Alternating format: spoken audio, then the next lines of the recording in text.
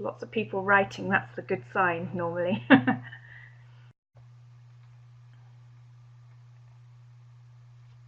Okay. So it sounds like, well, nobody's telling me you can't hear me, so I'll assume you all can. So my name is Laura Hudson, and I work for Macmillan in Germany. I'm the regional manager for Germany, Austria, and Switzerland. I've been in this job for 12 years, and before that I was a teacher. I taught English for 7 years in Austria, Germany, and Denmark. So I have quite a large background in this industry. So today I've been asked to tell you about Straightforward.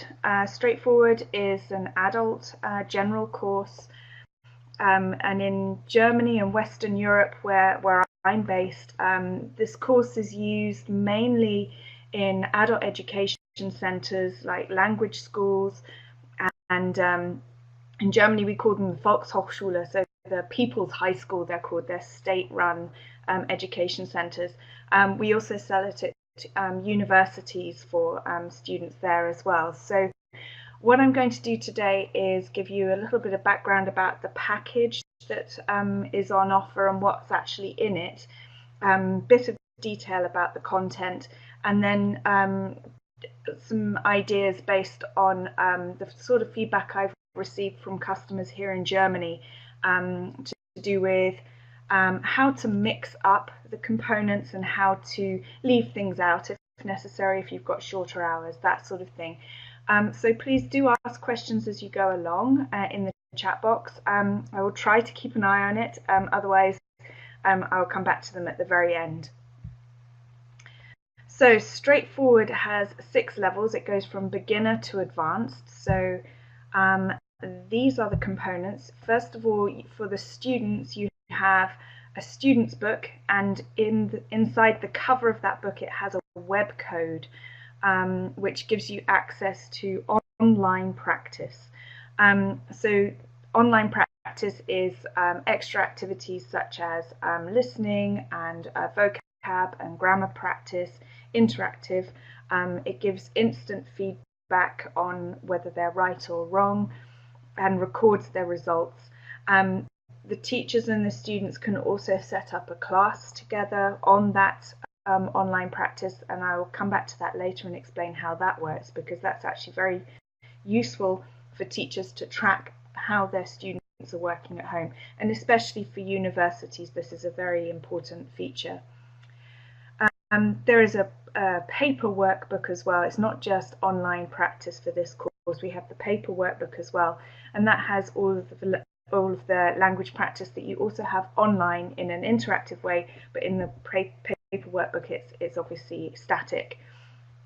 There are also dictation and translation activities in the workbook, which has made a bit of a comeback in the last 5 or 6 years. I have to say, translation, certainly in Germany when I was teaching, was a bit of a taboo at the time. People wanted everything to be just in English, no translation into the mother tongue at all. But it's making a bit of a comeback. People, especially at the lower levels, people are beginning to see again the advantage of doing that. So this is quite interesting, and dictation of course is very useful for extra listening skills for adults. It even makes exceptional practice for telephone practice, sort of writing down addresses and things while you're on the phone. There are also additional reading texts in there. There are extracts from our readers, and there's also writing practice. There's the equivalent of a 90-minute class of writing per unit within the workbook, which is extremely helpful. There's not an awful lot of writing practice in course books, generally speaking.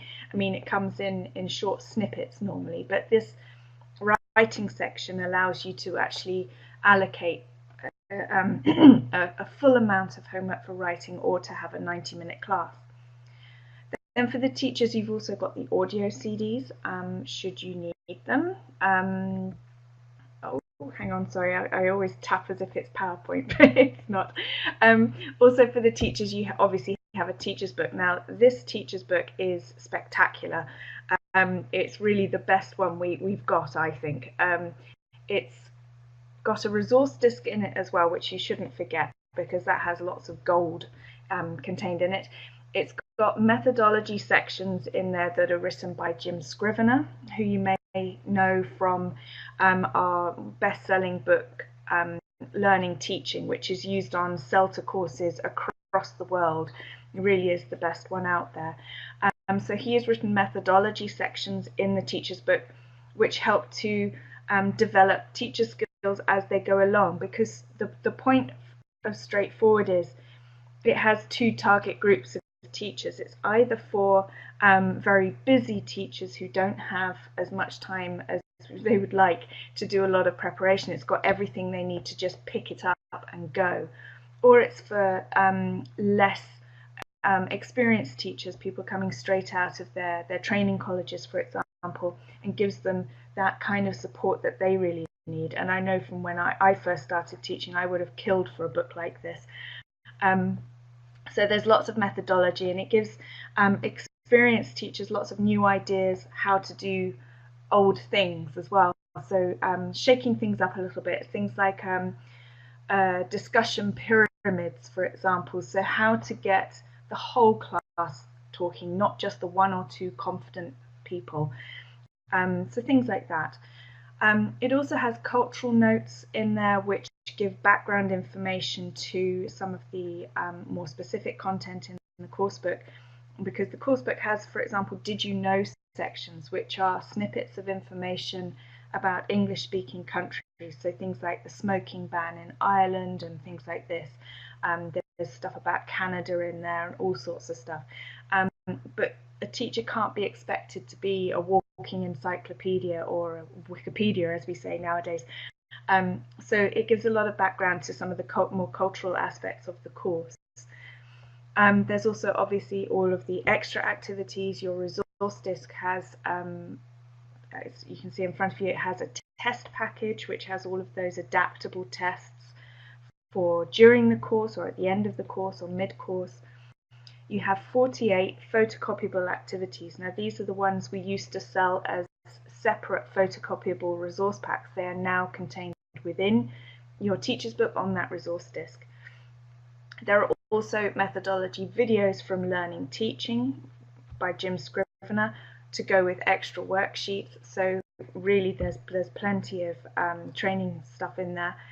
And most importantly of all, not to forget, you have 12 BBC videos which come with worksheets, which means you can allocate these to your students to do at home and then come in and have a discussion, or you can do a full video lesson in class if you have the equipment available.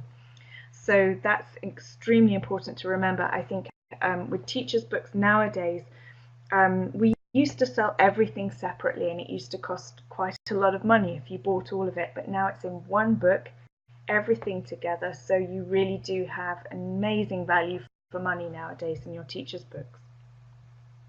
So that's just a brief overview of the components. It's very simple. Students' book with web code, workbook, class audio CDs, and your teacher's book with resource disc. The online practice. Now I think this is something to, I will keep coming back to, I will keep referring back to Straightforward Practice Online, because this is one of the tips I have for freeing up class time. So this online practice is interactive activities that the students do. They can see, as you can see from this dashboard, this is the overview page that you have as you enter. So you can see on the left hand side all the units, and when you click on those it shows you all of the different exercises that you have to go with those. So unlike the print workbook, this obviously has more listening practice in there as well.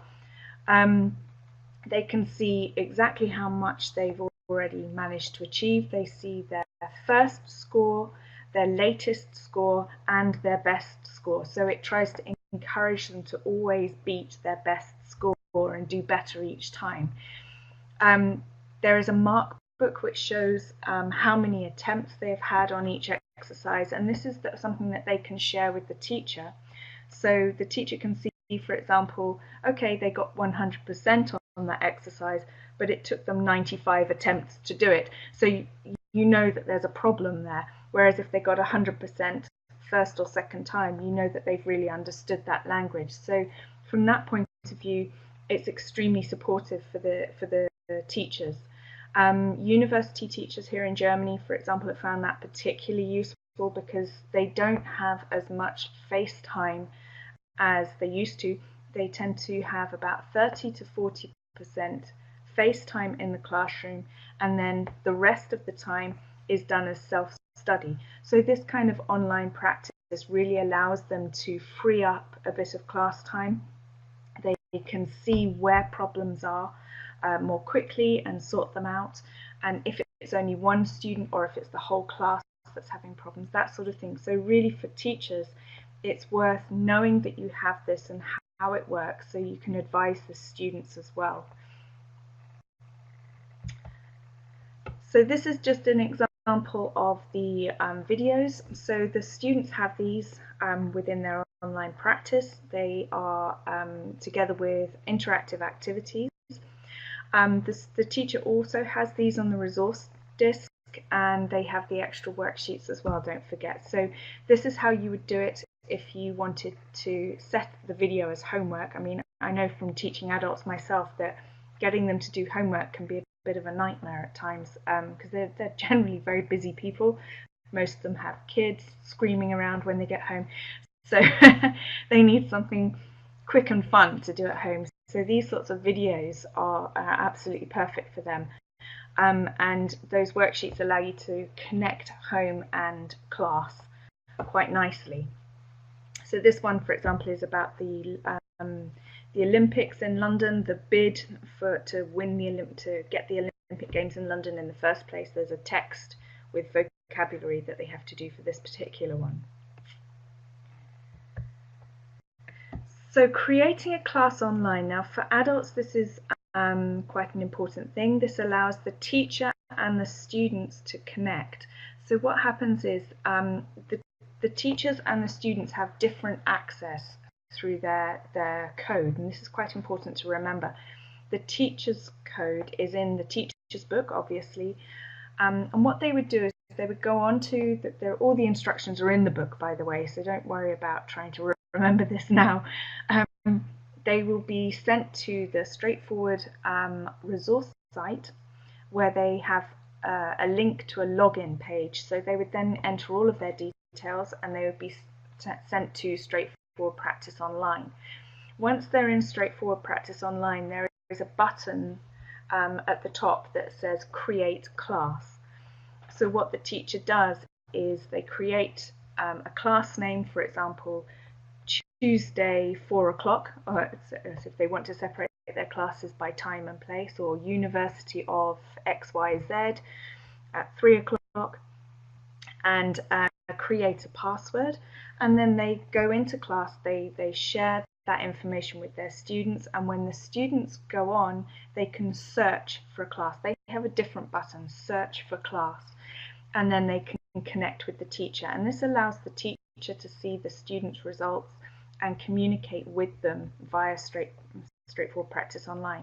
The students do not connect with each other, only with the teacher. That's quite important to remember as well, especially with adults, because they don't always want their information shared between their peers. It's a bit of a funny thing sometimes, but that's how you would do that. And I think for teachers, this certainly helps you with your preparation and helps you with the support you give to your students. So straightforward, because there's so much content available to you, my tip really is how to sort of introduce those different components into your teaching. You have so many options. I mean, there's nothing wrong with simply going straight through the book as it is, but there are extra elements that you can bring into your teaching. So my first tip is don't worry about covering everything. If you have limited hours, you don't have to do the entire content of the student's book. Straightforward is actually extremely easy to adapt, because each unit, there are 12 units, and each of those units is divided into 4, A, B, C, and D. So, for example, the C sections of the units are actually the functional language. So, if you wanted to do a course that was very much skills based and talking about functionality, then you could focus very much on those units. And the fact that you've got so much extra on the resource disc and online means that you can bring in extra elements to bulk that out. I always say to my customers, I present quite a lot here in Germany, for example, and I'm always telling them, just mix it up. Don't worry about just doing one thing or the other, and you can if you want to, but mix it up. The teacher's book gives you that option. So you have, for example, extra discussion activities in the teacher's book to start your class. Most adults and most students at university, their main aim is to speak better. That's why they're coming to English classes. They want to communicate better. So those extra discussion activities, they get the class going. They give it a bit of a warm up, so they're not just jumping straight in cold. It also, the teacher's book, very interestingly, shows you how to exploit the student's book without having it open. So I think we've all been in that situation in classes where as soon as the students open the book, their heads are down like this, and they're already ahead of where you want them to be. They're already reading the text before you've set the class up to do that. So what the teacher's book does is it helps you to keep those students' books closed, but still exploit it without them actually reading it first. There are internet research tasks in there as well, which is great homework, because when a student has a text in a book, they have a tendency to read it in far too much detail. They lose the ability to scan for information or just pick out the important parts. So internet research tasks are a really sneaky way of training students to just search for specific information. Imagine if you did a Google search for something, you would never ever read every single thing that came up in that search. You scan down to find what you're looking for, and that's exactly what a student will do as well when they do that. Doesn't matter if it's in English or Ukrainian or whatever, they will always scan read that, and it's a very sneaky way to train them in something that is hugely important for them to learn, especially if they're university students for exam training, where they have a limited time in exams. They don't have the time to read and go into minute detail on everything they have in front of them. You also have your photocopyable resources. Now, these are the things that were always the most popular. Things like the fun activities, or the sort of irregular verbs dominoes and things like that, or the phrasal verb dominoes. Those are in the back of your teacher's books to photocopy. And you've also got those things from Jim Scrivener that you can bring into class, methodology builders and the extra videos that you have. So really, you've got quite a nice package that allows you to bring in those extra elements into your teaching. Now, one of the big things is vocabulary. If they're going to want to be talking more, then the vocabulary is something that they have to learn. Now, this I find extremely helpful in Straightforward, because I have a degree in languages. I have a background in that. So I studied German and Russian at university, and I had French at school. I've learnt Czech and Danish. My entire life, I've never been taught how to learn vocabulary, and actually it is a really big weakness of mine. I've actually had to sort of learn it as I go along most of the time. So Straightforward gives an awful lot of support to students, helping them to learn vocabulary, learn it in chunks rather than just individual words as well. There are word lists at the end of each unit, and those are taken from our dictionary, the Macmillan English Dictionary, with the red star words, which I hope you are all aware of. If not, then I'll explain. The red stars are to do with frequency. So the 3-star words are the top 2,500 words that we use in English, and that makes up about 90% of what you say every day as a native speaker. So these star ratings should help students prioritize vocabulary. So they know, for example, if they have a black word, it's a less frequent word, and that means normally it has 1 or 2 contexts, or it's not used in conjunction with many other things. So it helps them to prioritize. So first of all, I would explain that to the students, explain how that star rating works, and what you'll see as a teacher, the lower levels will nearly all be red star words, mainly 3 or 2-star words. Once you get up to the upper intermediate level, you'll start to see those black words, and that's because the context starts becoming more specific. So for example, if they're talking about health issues, there's one unit about back pain, for example. The vocabulary for that is quite specialized, so they're mainly black words, so they know that has to do with this particular topic. They have to also learn how words function, so things like nouns and verbs and adverbs and all of this sort of stuff. That the dictionary really supports them with that. Oops, wrong PowerPoint again. So one of the things that I used to do in my classes is to try and work out how my students recorded information, because knowing how each of them learnt helped me to help them learn their vocabulary and their grammar and things like that. So I used to observe right at the beginning of most of my classes how the students were recording information. Some of them do it in lists. Certainly if they're engineers and people like that, they like lists and tables. A lot of people like to label things. They have a lot of pictures, for example, that they label. Mind maps or word webs are also popular.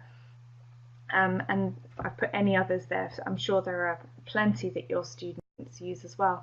But the point is that everybody learns differently, so I think as a teacher it's up to us to observe that and recognize that so that we can give them the kind of support they need. Straightforward, though, does help as well. It has online tools in Straightforward Practice Online. Straightforward Practice Online has interactive word lists, and these are just great. We actually don't have this in any of our other products, which is a real shame. These are the word lists. They can search by unit or by topic, which is hugely useful. So if they're going on holiday and they want to just quickly brush up on airport language before they land at Heathrow in London, they can search just for that. There is a unit on that. It's Unit 5, Lesson C in the pre-intermediate level, in case you're wondering. You can go and look that up later. That's all about going through airport security. So then they can decide for themselves. This is where the students have to be more autonomous. They can decide themselves which words are the most important for them to learn. So they may decide to just learn red star words, or they may just decide to focus on verbs, for example. And they can decide a whole list or just a selected few. You can get those lists as a PDF. If you look at the top of that line, I'm trying to point, but I don't know if you can see my arrow here. If you look along here, these are all the different options you have. So you can create notes and you can create lists. This PDF button here creates the word list as a PDF to print out.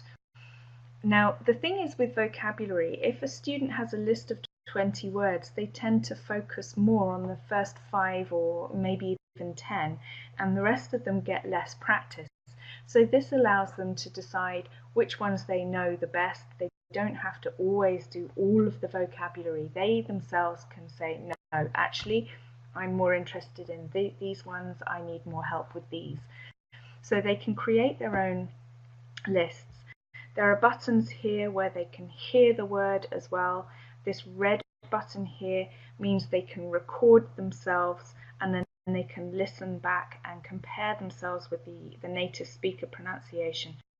The native speaker pronunciation is British English for the sake of consistency. It's not that American English is wrong or anything, it's just that if you're, as a student, it's good to have that consistency. So it is all British English. It does not do voice recognition because that actually is a bit of a problem for many students, and also for native speakers, people with strong dialects, for example. It often doesn't recognize. And I know I had a student once here in Germany. He was a fantastic student. He had amazing vocabulary, but an extremely strong German accent. And he couldn't get the words out sometimes, even though they were fantastic words. So he would have had trouble with voice recognition. On this one, though, he could have practiced in peace and quiet. Pronunciation is something that some students find a little bit embarrassing. It's one of the things that makes them feel a little bit self-conscious. So having it online so they can do it in the privacy of their own homes is lovely. Up here you have the print button. So once you've created your choice of words or selected your words, you can then print it out. And this final button is extremely exciting. This one sends you an email. So you choose your words that you want to practice, you click the email button, and you will automatically receive an email with gap fill sentences to practice that vocabulary. So if you've got really dynamic and excited students who can't wait to learn more English, then they will love that button. They can create more work for themselves. Also for teachers as well, obviously, if you want to do some kind of vocabulary test in class, that is a very, very, very fast way for you to do that. You no longer have to spend hours typing things out and thinking of sample sentences yourself. It's all there online, and you have access to this as well. You just tick the boxes of the vocab you want, click the email, and hey presto, you have your worksheet ready to go. So thank you, straightforward, for that. I've wasted hours of my life creating things like that. So please use that button. That's really fun. So yeah, the online tools are really very, very useful for both teachers and students. So you've got all of your stuff. You've got your workbook, your student's book, your teacher's book, the online practice, but you don't have that much time in class to do it all. So how can you free up class time? How can you use straightforward and the online practice to free up your class time? So the first thing to think about is what can't students do at home? And what they can't do at home, they cannot have class discussions, they can't do role plays, they can't talk to you and ask questions. So for the classroom time, the communicative practice is the key thing. If you only have 60 minutes a week or 90 minutes a week, like most adult classes do here in Germany, they meet once a week and they have a very limited time to actually practice the language. So most students and most teachers want to focus on that communication practice rather than the grammar practice or the extra grammar practice, for example. So that's the first thing I would do. I would think, what can't they do at home? Then what can you use the extra resources for to help you do that? So the straightforward practice online, you've got those 4 areas where it can really support you as a teacher and as a student. You've got all of that extra vocabulary practice, the grammar practice, the pronunciation practice, and you've got extra listening and reading. Now the thing is with the first 2 things there, vocabulary practice and grammar practice. Now obviously in class the teacher's role is to introduce the student to new grammar and new vocabulary, new language, and assist them in learning it. Now, not saying leave grammar out or leave vocabulary out, absolutely not. But do you really need to do all 4 or 5 exercises, or are 2 or 3 enough, and then the extras can be done at home, online, or by the students themselves in the books? That's the question I think I would ask myself. How much is too much, maybe? Obviously, in the course books, we have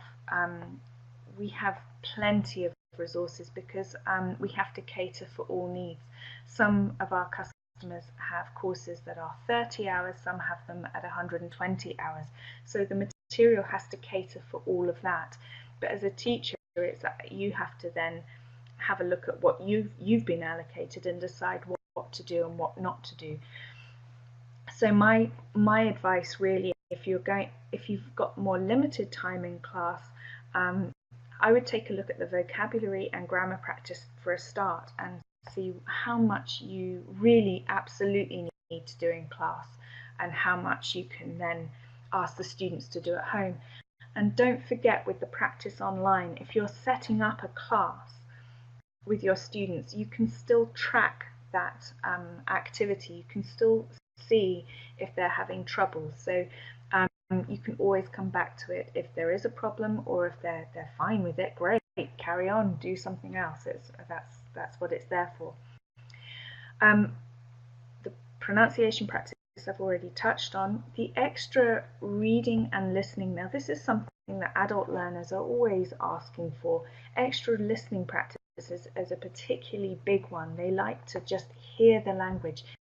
Even if they do nothing else except listen to it, I still always thought, well, that's better than nothing. So they often won't do the exercise that goes alongside it, but if they're listening to it or watching a video, then I was always happy with that, because any exposure to the language is better than none at all. And reading, this is something that's becoming more popular. It never was less popular when I was teaching, but reading now, there are a lot of business people who go on long journeys. I know if you take a train from where I live in Stuttgart, if I go to Frankfurt at 8:30 in the morning, the trains, they're about 3 miles long in Germany, and they're always chock-a-block full of business people reading on their phones, got their laptops open, always working. And we've been getting more and more requests over the last few years for extra listening and reading, because so many students now have to do more of their work on the go. There's far more people traveling around nowadays than there ever before. The videos, those BBC videos that I mentioned, do not forget those. Those are very important. And your worksheets and the teacher's book. Now those, I think, actually you could use as preparation for discussion classes. There's plenty of ideas in the teacher's book for that. And as I said before, a video is an easy piece of homework. If you're giving out sort of 3 or 4 grammar exercises or a 3-minute video, I'm pretty sure if I was a student, I know which one I would do. I'm more likely to watch the video. I took up a language class a few years ago and realised I'm actually a terrible learner. I'm very lazy. So yeah, those videos, they've got plenty of meat to them, and they're documentary style videos. So there's plenty to talk about. The Olympics one that I showed you earlier, that one actually talks about the history of the Olympics leading up to the London bid for the Olympics in 2012. So they're really interesting as well, so that they should appeal to your students, whether they're university or adults, whichever. They should find those quite interesting, and you as well, hopefully as teachers you'll find them interesting. So I've spoken very, very quickly. That's pretty much everything that I wanted to say. Yeah, I think my main point would be there's a lot of content, and it's very, very easy to teach with, but don't be scared to mix everything up. It's a very easy course to do that with. There's plenty of information in your teacher's book that will help you guide you through that and how to do it. So don't forget you've got 12 units that you can divide easily into 4 parts. You've got those word lists that you can use. You've got your printed workbook. You've got the online practice with videos and the interactive word lists that you can create worksheets from. And then in your teacher's book, you've got all of that extra advice from Jim Scrivener and all of those video worksheets and all of those extra resources at your fingertips. So there is plenty of material there for you to play with. But one of the things I would say is do think about that mixing it up idea and using the extra resources you have to help free up your class time and do more of the communicative stuff that they can't do at home. So we've got plenty of time for questions. Does anybody have any questions for me? You've all been very, very quiet. There's been no no questions as we go along.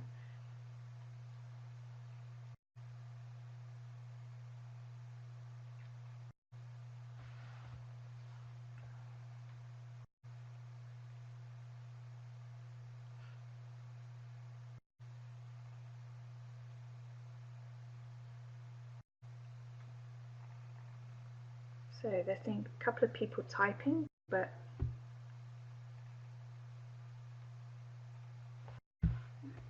am I not seeing them? Okay.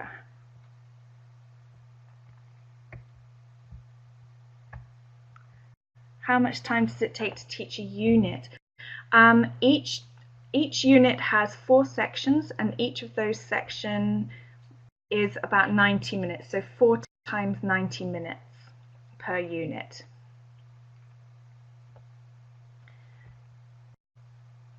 Grammar and vocab exercises. There are vocabulary exercises in the videos, but the grammar is more integrated by that point.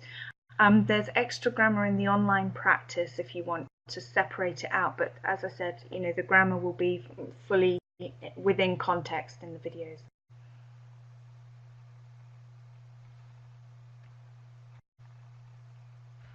I realised why I couldn't see your questions. I was at the top, not the bottom. I'm sorry about that. Okay, anything else? Yes, there is a workbook, Fatima. There's a print workbook that you can buy that has an audio CD inside it as well for the workbook exercises, not for the student's book. And then there's the online practice, which is like an interactive workbook. And as Helen said, yes, it's the 2nd edition of this course. Okay. Anything else, anybody?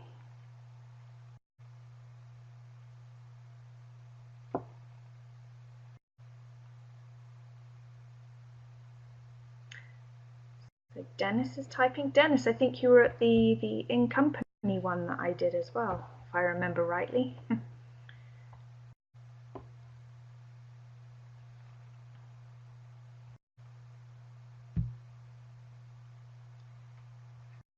Uh, 90-minute lessons, I don't advise it. It's just more norm. It's kind of the norm in Germany, certainly, or in adult classes. For universities, they're generally 60 minutes actually, but that's where my customers here in Germany, for example, they tend to condense down the vocabulary and grammar to make those 90-minute classes into 60 minutes. We agreed with Laura to and have you'll a few see more once you open webinars in the course 2017. book, there's samples so please online, by the way, that follow you can our download. If you go to the straightforward website macmillanyukraine.com through Macmillan to find English. out more information on what It's Macmillan designed in Ukraine is doing. It's designed for 90 minutes, but Thank you like very I much, said Laura. before, we have to think about all different types of classes, so you can actually adapt. Please don't forget now, you can see a link from which you can download your certificates. If you have more questions to any one of us in Macmillan Ukraine representative office, please, you can send it to me. I'll print my email now. My name's Olena Kolesnik.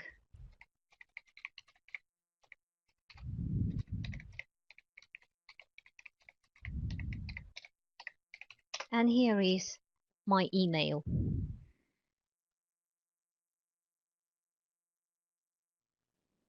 Before you download your certificate, don't forget to fill in the registration form.